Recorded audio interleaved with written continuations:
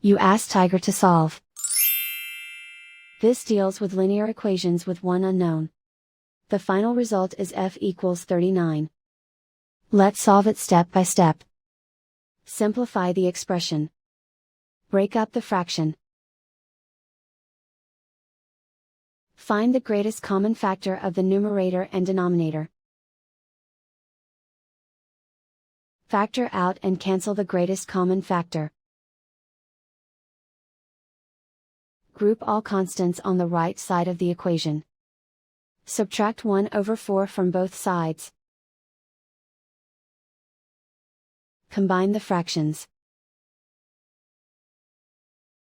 Combine the numerators. Reduce the zero numerator. Simplify the arithmetic. Find the lowest common denominator. Multiply the denominators. Multiply the numerators.